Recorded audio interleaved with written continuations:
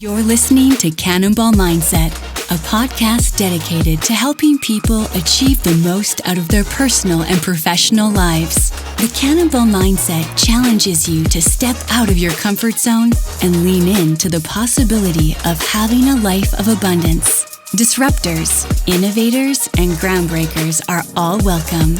Let's get into the show. Welcome back to the Cannonball Mindset, and we have entrepreneur, walk-on, badass, center of the universe when it comes to connection, all things badassery. I don't even know how to describe this guy.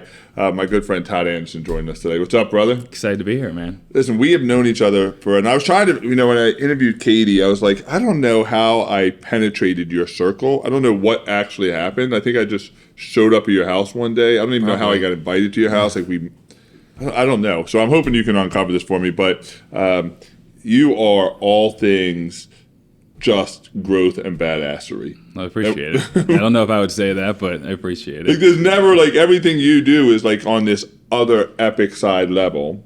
And I want to kind of get through that. But before we get to that, let's start back. Let's rewind the way back, because you're from Michigan. Yeah. Right? And small town. Small one-light town in Michigan. Yeah, it's not even a real stoplight. It's a blinking red light. Yeah. A blinking red light. Yeah. And so let's just talk about that a little bit, because you go from small, blinking red light town to being a walk-on. Yeah. At Michigan State. Not a shabby school. Not a shabby football school. I'm saying it's not in Alabama, but it's certainly, a school. I mean, that is where Nick Saban came from.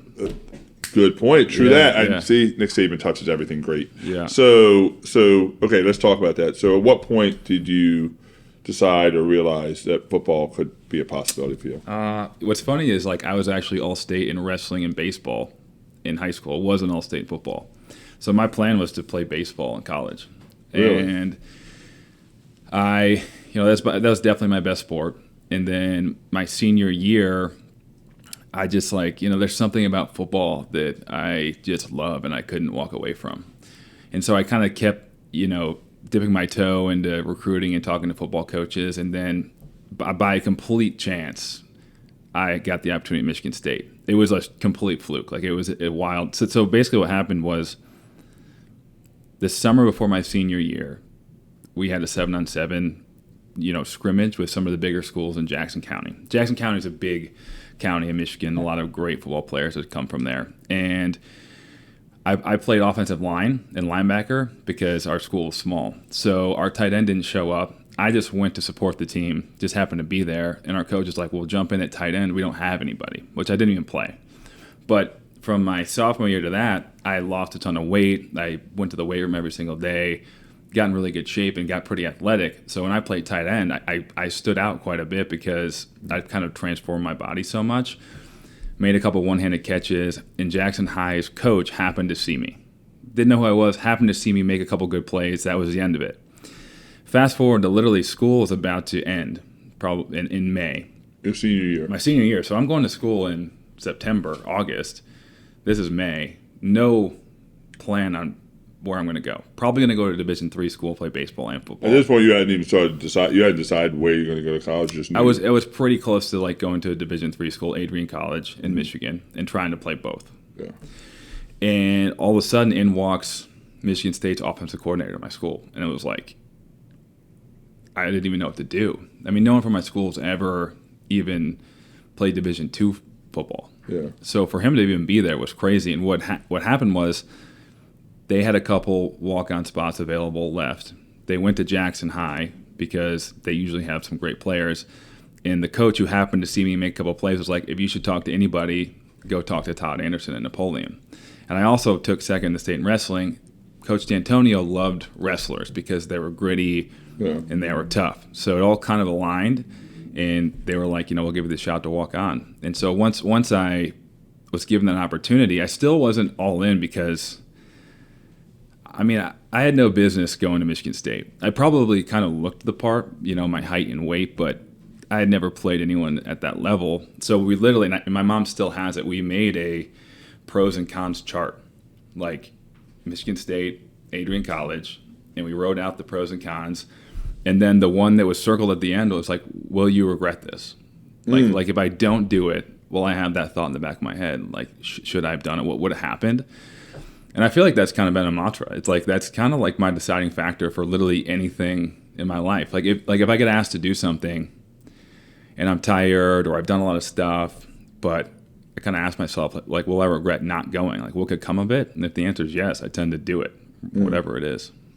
So there's a lot to unpack there. So did you call the coach from Jackson and be like, thank you? Like, you know what's crazy is I've never spoken to him since. Really? No. He just gave you a name. Your name was in rooms your feet had never entered. Yeah. And this guy shows up. So now you have to make a total about face, because not only forget the walk on, you're now gonna go enroll at Michigan State. Yep. Because you have to be. I'm assuming you have to be enrolled to try out. Yeah, but I did. I applied to a bunch of schools. My dad went to Michigan State. My dad was. I grew up going to Michigan State games, so it'd be like, Alabama, where that was my entire childhood, and so I'd already applied and gotten in, so that was easy. Okay. But I kind of had to make the decision, and because Michigan State's a lot bigger, a lot more commitment going to Michigan State. Yeah, I mean, even just the size of the school is 45,000 kids. Yeah, compared to how many are there? 5,000 maybe. Yeah. So, all right, so you make this shift. Your dad's probably jumping for joy now. Yeah, definitely. But we were all nervous. I remember when they drove me up to camp, it was dead silent. Like the car was just like deathly silent because, I mean, it's such a huge jump from high school to like that level. And I was at like a pretty small, not very good conference in football to go to that. I mean, there's some elite players there. That's as big as it gets. You're playing against everybody. So you go there.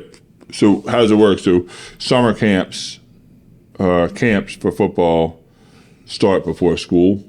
Yeah, so the first week of August usually the camp starts. And so since I was technically a preferred walk-on, they call it, so I would have a spot in camp. Like I would come up, I would have a locker. Everyone else had been there the whole summer, all the other recruited players, but I just showed up the first day of camp and kind of had to prove myself. And I quickly realized why I did not have a scholarship offer. Like there was no doubt that I was one of the worst players on the team the first semester. And still a really good player, but on that team, and mentally, I mean, classes, lifts, cultural shock. Like I'm from this small town. All of a sudden, you're getting thrown in with people from all over the world, all over the United States. Like, I mean, the first semester was rough, and it probably grew more than any other time in that first semester. But I mean, every day was just trying to get through. I wanted to quit the fourth day. Fourth day, I called my mom.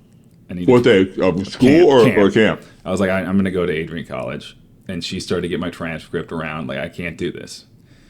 And, I kind of just hung in there. And there's something to be said for that. I think, like, sometimes Coach D'Antoni always said, like, you're either going to be the storm or you're going to weather the storm. And there are times in your life where you do both. And I do think there's times that you have to weather the storm. I don't think every day, you're not going to be the person every single time that's, like, going to attack every obstacle. There are times where you got to hunker down and weather whatever's coming at you and just kind of show up and get through it.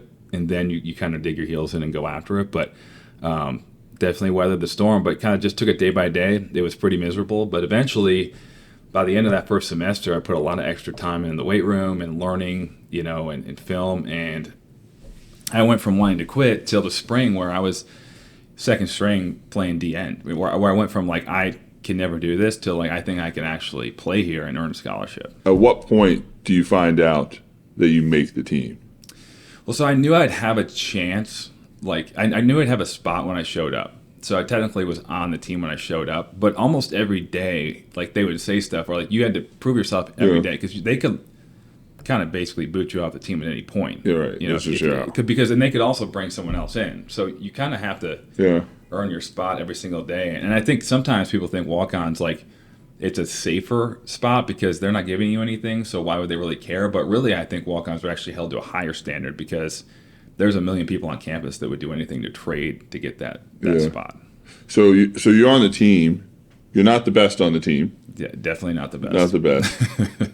Are you getting playing time? No. I saw majority of guys redshirt, so it doesn't count as an actual season. Yeah. So I knew I wasn't going to play. You were redshirted. Yeah. Okay. But it was cool because Coach D'Antoni was one of the first coaches to let everybody dress for home games, which was never the case at Michigan State. So I got to dress, got to run on the tunnel.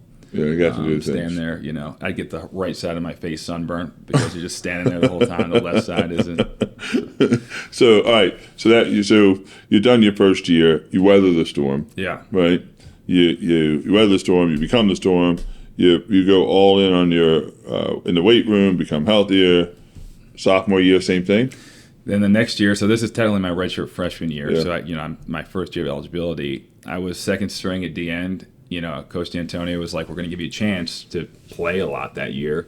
And then, a week before camp started, I cut in practice and I tore a chunk of cartilage off of my femur, my knee, and had to have knee surgery like 2 days later. And I'll never forget, I went from like, I'm going to fulfill this dream, probably get a scholarship, going to play in my first game. And then a week later, I came to warm-ups just to like support the team, but I couldn't stay for the game because they didn't want me to stand up that long because of the swelling. I had knee surgery 2 days prior. Mm-hmm. And I remember leaving the stadium and crutching away, and I could like hear the stadium in the background, and all the fans are inside, so it's kind of a ghost town outside the stadium. Yeah. It was like a movie scene, like with my parents just like crutching away from this loud stadium about to kick off the season opener and not being a part of it. So what's that year like? So that's I'm out the entire season. Yeah. What's it like mentally for you, though? Oh, I mean, rough. It was just. Well, what was hard is my knee didn't come back like it should have. I rehabbed it, and it was still like it was not good. And to the point where I remember in January, walking down the hall with Kirk Cousins, and I told him, I looked at him, I was like, I think I'm going to be done. Like, I don't think my knee can come back. They tried everything, injections. I had the surgery already, MRIs. Like the doctors were like, "There's not much else we can do. You have this giant piece of bone and cartilage missing. It kind of is what it is." And I remember telling him that. I distinctly remember like walking with him, and he was kind of like, I'll be praying for you. Which Kirk's a very religious guy and strong in his faith. And I actually, I believe that was a turning point because I then decided to, all right, I'm going to give it a shot in spring ball. Let's see what happens. What's the worst that can happen? I already can't really run. Yeah. First day I came back, I was playing DN. It rushed off the edge. I hit this guy, the tackle, and my leg was like straight when I hit him, and it just like popped. It was like bang. And I was like, all right, I mean, I'm done. Like, and kind of felt okay. Woke up the next day, and it was pain-free.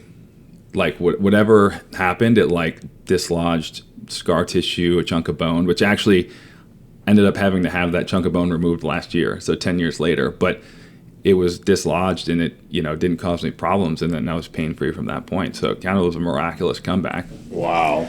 And then the next year ended up... that's your junior year. So now I'm coming up on this is my third year, so my sophomore year of eligibility. Right, yeah. Still haven't played. Junior year of school, sophomore year of eligibility. Still haven't played. I pulled my quad in preseason, like running, just doing sprints and stuff. A week before camp, get out of the shower, slip into like a hurdle stress position, completely tear my rectus femoris. Like you said, I still have a giant ball in my leg, and so out the whole season. So I'm 3 years in, have never played it down. People in my hometown are like thinking I'm just not good enough to play. And I'm telling people, no, I swear I can do this. Right, I can do this. And it kind of felt like it was never going to happen. And then finally, my junior year, it came back. I started on our blitz packages on defense, and then eventually switched over to fullback, where I really found my niche. Yeah, so you had 1 year after that of full eligibility. I had 2 years. So that was the first three. First year redshirt, next 2 years hurt, and then the next two. Yeah. And then take off. Yeah, well, yeah. And then my senior year when I played fullback, I mean, that's where I really, I was built for that. And I went from before the season, I just was happy to play. And the fact I was starting was a dream come true. And the third game of the season, NFL scouts start talking to me after practice and looking at film, and I'm like, what? That wasn't even in the thought process. So then you graduate, you finish, done, and you get drafted, or you walk on again? I signed a free agency, so I signed with the Rams right after the draft. So basically what happens is they give you 7 rounds right after the draft. Anybody that's left over, it's like this frenzy where you kind of get to, I had a couple offers, like the Chargers, the Ravens, and the Rams, and you pick kind of where you want to go based on the offer. So basically, we should call into question your decision making to not sign with the Ravens. Yeah, you try to pick based on opportunity, but I mean, I like the Ravens, but they had the best fullback in the league at the time. So, But yeah, and then so that was crazy too. So I ended up, I'm there for 6 months. I do really well. I was kind of banged up. When I was home halfway through the season, when I was home for a break, we had a month off.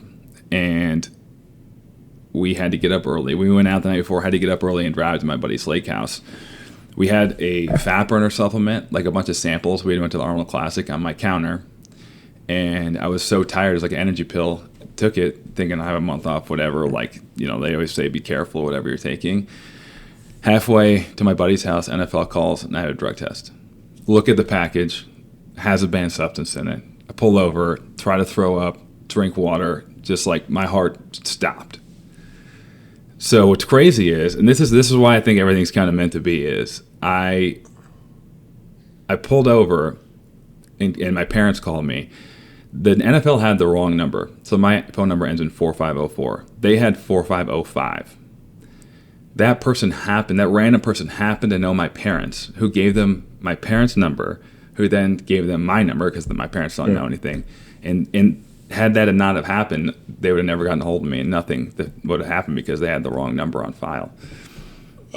So what happens is it takes so long for the drug test to go through. They test the A sample, and then it's just very delicate. They retest the other sample, and so I'm going through camp. Ended up getting called back practice squad, and then that comes out, and that was it. Back then, it was a 4-game suspension. It was the same as if I took steroids.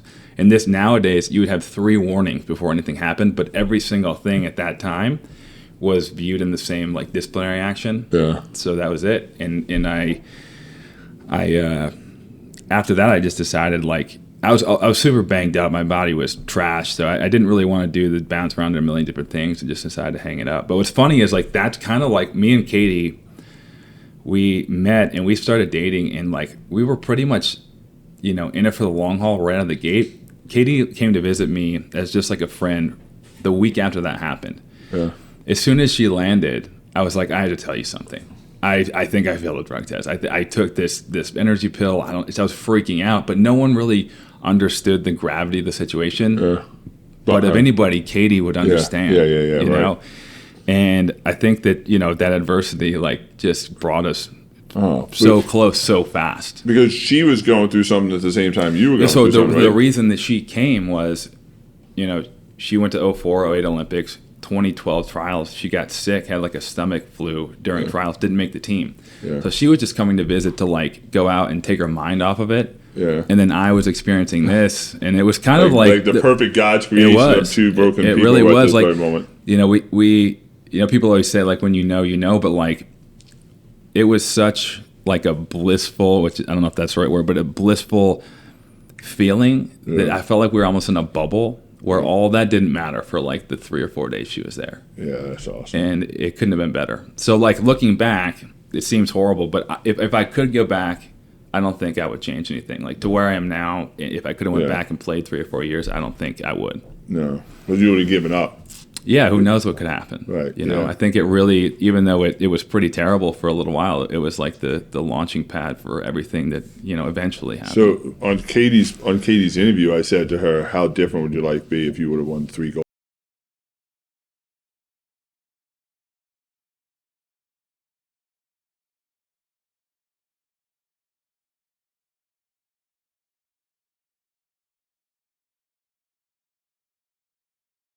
All the only detours in the right direction. Right.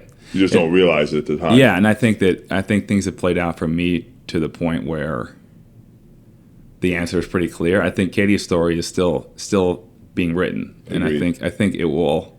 Oh. It'll come full circle, but it's going to come full circle in Paris. Her story's pretty wild. I don't think a lot of people take the time to really dig through what she's gone through. Yeah. But it's pretty incredible. For good and for better and for worse. There's some pretty horrible things, but she's overcome a lot. So all right. So at this point in your life, you're not this recovery expert. No. All things recovery. You're not an influencer. You don't have the brand sponsors that you do now. You don't have the businesses that you do now.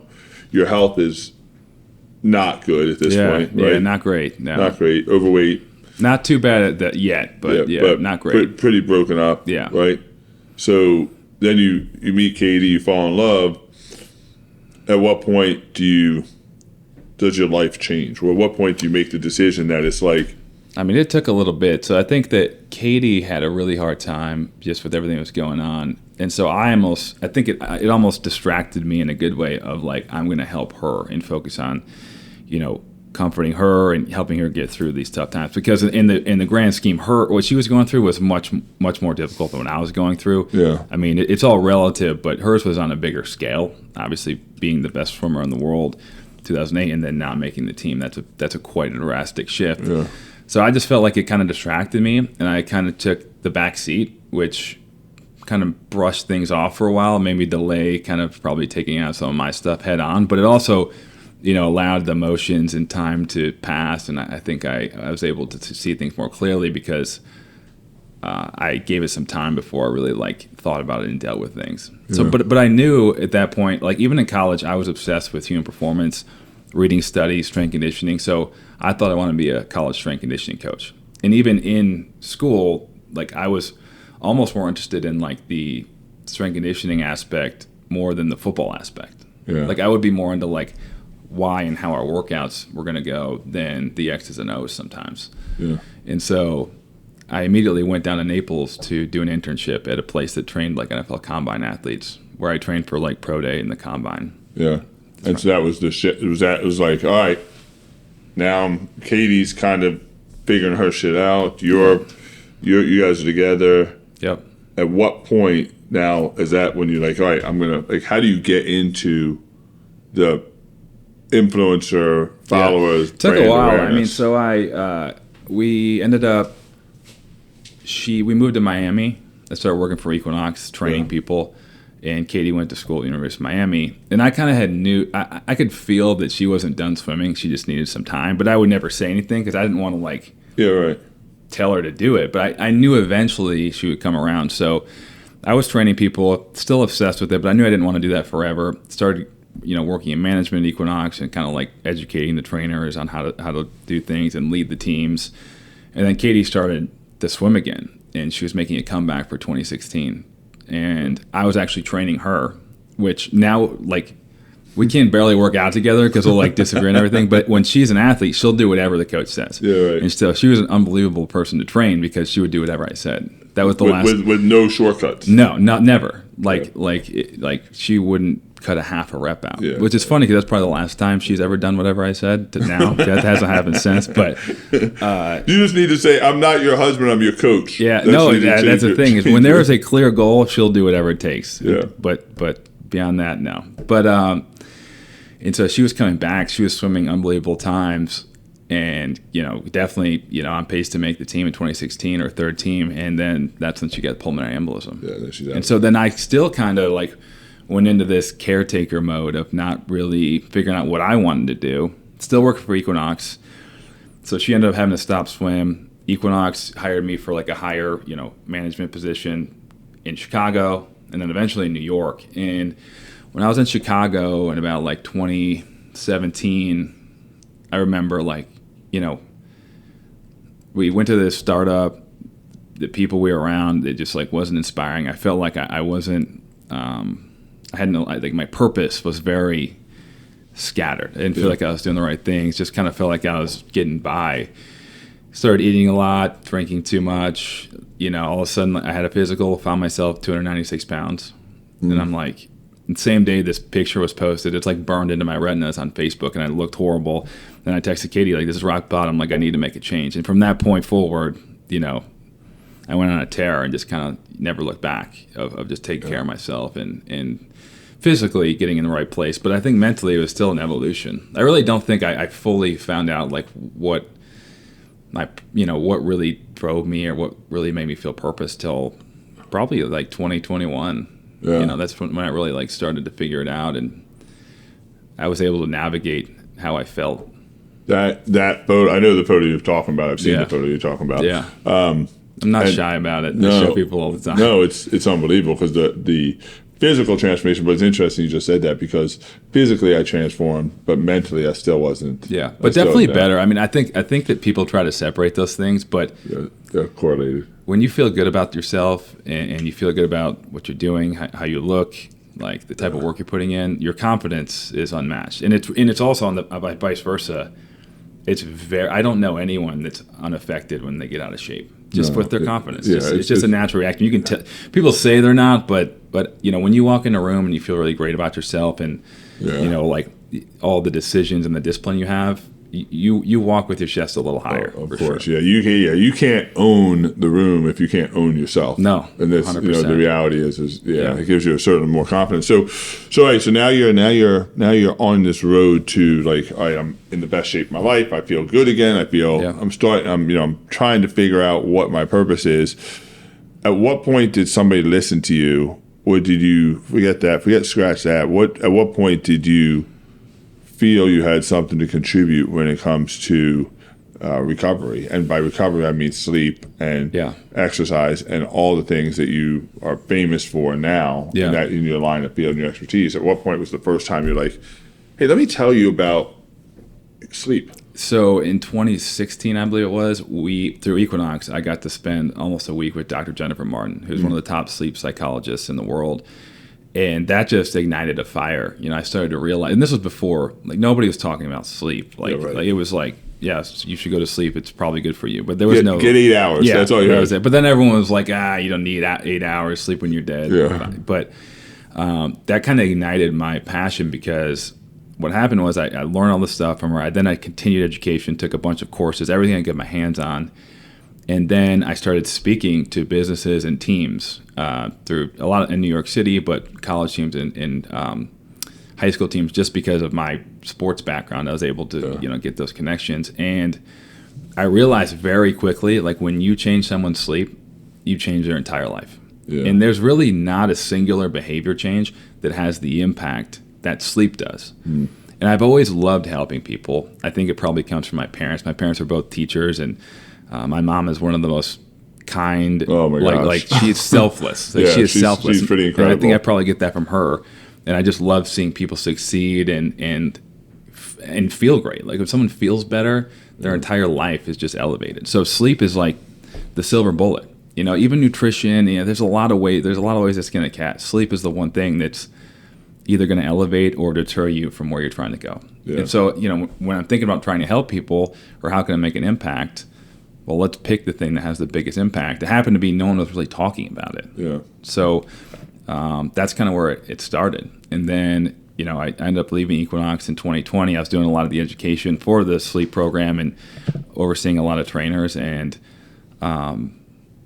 just tried to really focus on that and take it to another level. So you said, I'm going to leave Equinox. You leave Equinox and like, this is what I'm going to do. I'm going to do so me this. and Katie have the business Synergy Dryland, so we work with the strength and conditioning side of a bunch of like elite swim teams. Yeah. So that was like part of it too, with the sleep, like tying all these things with athletes. I would work with a lot of athletes on an individual level, different sports. And then last year, and I would say like meeting Jesse Itzler, like he the way he approaches things, I think that he approaches things in the way that I needed to see, where he just literally goes and then he'll be like, we'll figure it out. Where I would tell myself these stories of like, oh, I don't have like X, Y, and Z. I don't know how to do these things, so I can't start, but I will. I'll do it. I'll get there. But once I figure these things out, or, if I have this money, or if I, I'll take this class or meet this person, I tell myself all these stories of why I wouldn't go after it.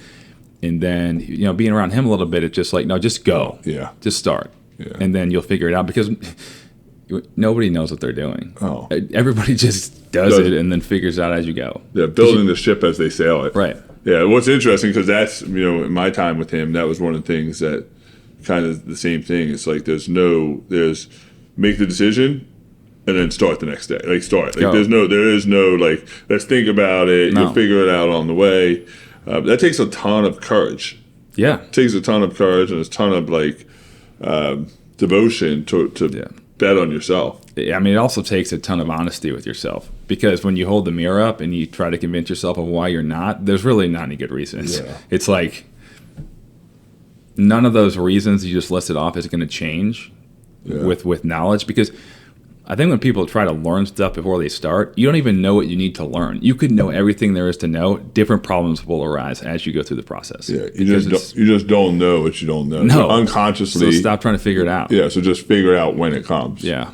I think that Tom Billard said that the single most important day of his life was the day he realized everything was his fault.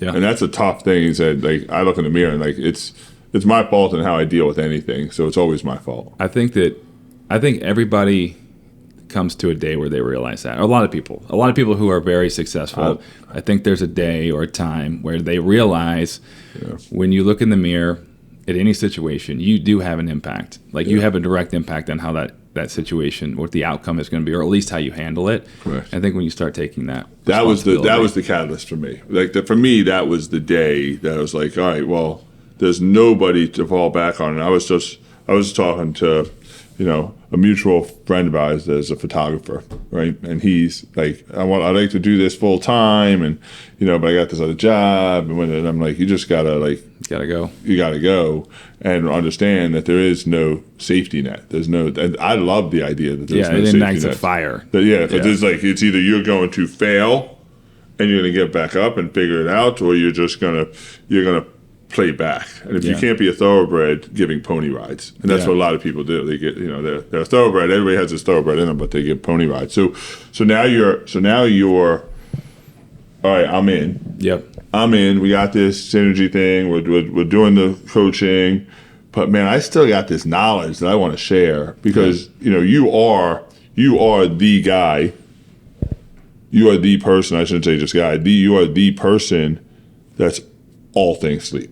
Yeah. There's you, and then there's everybody else. Now you're secretariat. Now you're just winning by 20 and 30 and 40 lengths.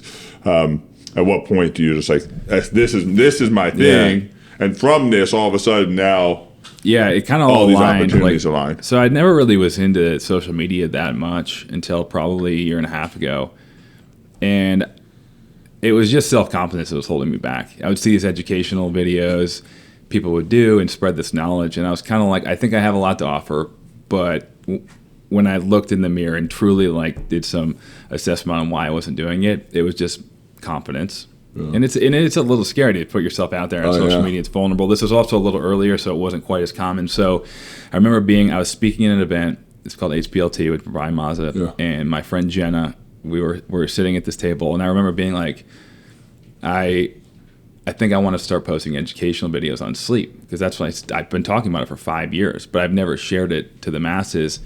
And she was like, you would be so good at that. And she had no idea how much that impacted me, but sometimes it just takes one person to kind of believe in you and give you that spark. And so from that point, I started posting social media videos, and they were helping a lot of people, and it motivated me to keep doing it. And then from that, along the same time, I met Jake and Cole, my partners at Dream. They were working on a mask.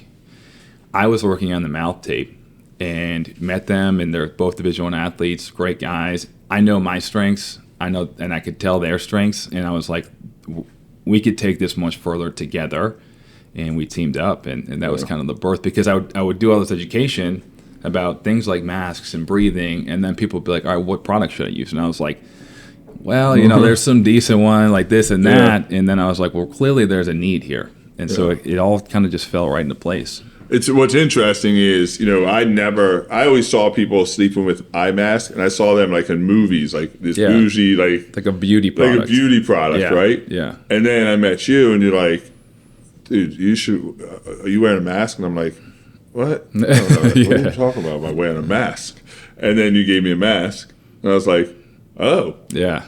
Yeah. Oh, all right. I mean, we still overcome that, though. It's there's this perception of it, but man, when you buy into it, so I tell people, and they're like, I don't sleep with it. I don't need no mask. My room is dark. And I'm like, no, you need a mask, right? Yeah. And then fast forward a couple months, you're like, dude, you're a mouth breather. Are you taping your mouth? And I was like, what the hell do you mean taping my mouth? Todd, what the hell are you smoking now, right? Yeah, well. And you're like, all right, well, just trust me. Just do this. So I went home that first night, and I hadn't told my wife. My wife knew about the sleep mask, and I get into bed and I put the tape on my mouth, and she rolls over and she just dies laughing. She goes, "What the hell? Like, what is happening here?" Right? And I'm like, "I don't know." Todd said, fair point, though. I mean, it's not the most common. She said, thing. "If somebody walks into the room right now and kidnaps us, and you have an eye mask on and mouth tape on, you're not going to help out much." Yeah, this is not good." And so I wear the tape, and my HRB goes crazy high. I sleep restful, and I'm like, all right, I'm going to tape my mouth shut. And then I start telling people, I'm like, oh, you got to get this dream recovery. You got to follow Todd.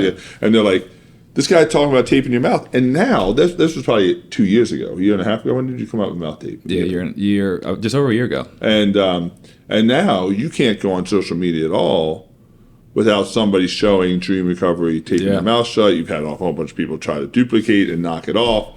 You've just came out with this new Dream Plus tape, which is pretty stoked.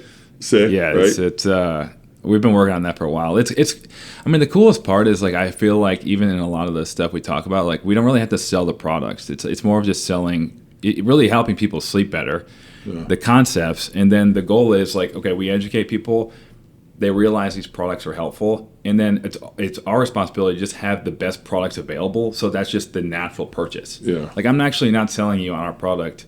I just hope that when you learn enough and understand why they will help you, that we're your go-to because we have the best product out there. And if somebody else has a better product, I mean, use it. Yeah. But, like, that's like what we're working towards every day, is just to be the no-brainer choice, because we want everyone to feel better. There's not a better feeling in the world. And it's such a, I feel like we're so blessed to, like, it's such a rare combination to feel purpose and help people and feel like you're doing the right things. Like, the messages we get are unbelievable, but then also, like, have a business like that. That's a rare opportunity. To have purpose that solves a problem, and monetize it all at the same time is the trifecta that a lot of people can't do. Which leads me to where I want to kind of take the conversation is, if somebody said to you, Todd, what is your superpower? What do you think it is? Because I have an idea what I think your superpower is, but what do you think your superpower is? That's tough. The one thing that you do at a level that very few do. I think I can get a read on people's character pretty well, and, like, I don't know if it's like intuition, but when I feel like I really can tell someone's heart and, like, what they're willing to do for people, how they treat people, just what their character is relatively quickly. Yeah. And I think for that reason, I'm able to navigate and keep people around me that are pretty special, as opposed to take a long time and find out down the road maybe somebody isn't the best person. Maybe, I don't know. That's what I would say, like, off the top of my head. Because it's interesting, because the first part I would not have said, but I can see how it 100 relates to what I would say, which is connection. Yeah. Like, there's this. I'm much older than you, but there's an actor, right? He played in a movie called Footloose. Right? Yeah. His name is Kevin Bacon. Yeah. Have you ever heard of Footloose and Kevin Bacon? I'm saying you're a youngin', right? So there used to be this stick called 7 Degrees of Kevin Bacon, right? So at any point, any actor in the United States, any famous person, he's only 7 degrees. Kevin Bacon's only 7 degrees away from him. And I swear you're the new Kevin Bacon, because you know everybody, or everybody knows you, and there's no toxic people in any of those circles that you run with. And somehow, like, I know you, and you've introduced me to, like, all these amazing people, which put me into this circle, which put me into that circle. And is that purposeful? Is your ability to connect with people and to build? And that's how I met you. I met you through Jesse. Right. So I knew Jesse. Jesse suggested I meet you. I reached out to you. But is that purposeful? Is it purposeful that this connection of these circles that you have? I mean, I would say loyalty is, like, it's very high on my list of qualities that I appreciate. So I feel like, I don't know if it's intentional, but, like, if we're going to be friends, like, we are ride or die friends. Yeah. And I hope that as a friend, I'm willing to do whatever if you need something, like, I'm there. If you need me at 3 a.m, like, and you call, like, I got you. Yeah. So I think that, that's how I approach things. I don't know if I intentionally, try to meet that many people, but I also think about 2 years ago, I made the conscious decision to say yes to almost any opportunity and just see what comes of it. So I think I've also just increased the amount of people and things I've done, which has exponentially like increased my quality of life. I think it's like almost like playing blackjack, where it's like, let's say you have 5 hands to play. Your chance of your winning might not be that good, but as you go through life, if you're able to increase the number of hands you have by saying yes to more opportunities, like you're going to have some great things come out of it. You're going to meet some great people, and I think that's how things happen. But I also think like people sometimes, they talk about like the circles people are in and being around, you're the product of the 5 people you spend the most time with. I think it's important to realize too, though, that like it's not about surrounding yourself with people that have like high caliber status or income or, social followings. Yeah. Like someone can be unbelievable and be a stay-at-home mom. They can have traits that are exponentially better than anybody else, and you can learn so much from them. So I think like oftentimes people like with the being a combination of the people you spend the time with the most, I think people misconstrue that to thinking like I need to be around people who have the same tangible items that I want, or like wealth or businesses or followings. Like that is not the message. Yeah, it's like your character, the quality of person you are. Yeah, it's the moral character. Yeah, and when you're around people with high morals, you replicate that. When you get around people with low morals, poor character, you don't even realize that you're slowly decaying. Start to replicate that as well. Yeah. So that's a great point. I think that's what I try. You could be around somebody. I've met people, and I'm sure you have, that have a ton of tangible things that you want. Like I've met people that are, one of the reasons I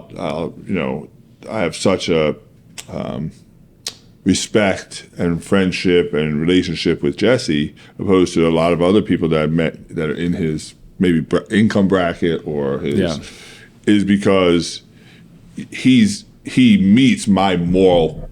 Yeah. Right? So I've been around people that are just as wealthy as him, that are morally bankrupt, that I would love to be able to like soak up some of their wisdom on how they made their money, but I can't get past the barrier of their moral corruptness. No. It's not worth that. No. Like you could have all the money in the world, when you have to go to bed at night and close your eyes. Like I wouldn't be able to sleep. You're still there. Not being a good person. Yeah. When I called Jesse and said, "Hey, will you write the foreword for my book?" And it was not even a 1 second, done. Right. And that's the kind of people that you want to surround yourself with. So now you have these circles, and what appears is, at least for me, I'll just speak for me, it doesn't matter what you're educating me on, I'm in. Because there's a track record of just, this guy doesn't lead you astray. Yeah. He's not selling you something for his own personal gain. Yeah. Right? It's just, he's in that way. Is that important with you, with all your affiliates, with all the people that use you or want to use you for brand awareness, and that you partner with, that every product that you talk about, you use and actually buy in, and if you don't, you won't take the money? I'm very firm on that. I mean, I can't do it either. Like if I didn't believe in something, it would come across so disingenuous. Like I'd have such a hard time. So almost anyone I partner with, I either have bought in it in the past with my own money, or I would 100% would pay for if I didn't have a partnership. And I think that like that's really important to me, is just to, like I said, like even if you look at our videos on Dream, a lot of times I rarely talk about like our products or try to sell our products. I'll talk about why they're high quality, or like what we have done as a company to make sure like they're taking, people who are using them are taken care of. But like, I really try not to be salesy and just give an honest review and products that will help people. That's kind of what it all comes down. Like now that I'm thinking about it, it really does come down to helping people. Like my whole life, I think my parents have instilled like that's what life's all about, is giving back to people. Yeah. And so it kind of makes sense that like it all funnels back to that. And that's why even with partnerships, it's like I've turned down bigger partnerships than I've had with anybody else, because I really didn't believe in the product. Yeah, to give that some real credibility. There was a product recently that you had said, "Oh, I'm learning about this product," and I said, "Oh, I'm in." I don't know if you remember this. I won't mention the product, but I was like, "Oh, I'm in," and you're like, "Hold on, yeah, just hold on. Let me use it for a couple months, And then I'll tell you, Yeah. and before you go drop all this money on it, let me tell you what I think and give you an honest review, as opposed to, hey, I'm just trying. I don't have enough data yet, which I thought was super cool, because you could have just said, yeah, go ahead and buy it. You could have let me, but you were like, no, don't just pump the brakes right now. Yeah, and there's a lot of money grabs out there. People do that, but I don't know. It just, But then you lose credibility. Then it's not a good product. Yeah. You lose credibility to me. And I think the key is that you have a ton of active promoters. And if you listen to this and you don't know what I mean, just see the amount of people that rep the Dream tape, tape, right? Yeah. How many people are like, and without you asking, and that's the active promoter is, will you buy from me? Like, it's great that people get you to buy from them. Like, you get people to buy. Like, can you get buy? But they buy from you and sell for you. Yeah. Like, they're out there like pushing Dream Week, all things. My daughters are students at University of Alabama, and they're like, Dad, you don't understand. We're going to make Dream Recovery the biggest thing at the University of Alabama. You don't know. Like, I'm going to have every sorority, every football. My daughter's like, if you want, we'll stand outside Alabama football team and we'll give this stuff out. They're not lying. And they with zero hesitation would do it, because they buy from you and sell for you. But that's because of you more than the product, person over product. I appreciate it. I also think that Dream, it's wild. So I think the products really do help people. So I think whenever someone feels a lot better, they just spread the word. That's just human nature. But what's crazy is, like, from a business perspective, we've done such a little amount of paid, like, influencer marketing and paid marketing compared to, like, companies of the same size. And I think it's because the products are so impactful to people. And then also, like, people are very willing to help, and it's always, like, humbling, and it's really cool because we've gotten a ton of publicity, and the word is spread without having to pay people, like you said, and it's been really cool. If you listen to this, we didn't get into the science of sleep and recovery, and that's because if you want that, there's a lot. there's a lot of podcasts and your own personal podcast and social media about all the science of it, but the guy behind the science, I think, is more important than the science sometimes. Yeah. And so that's what this podcast has been about. I have a couple more questions for you. I'll let you go. So the first question is, what's next?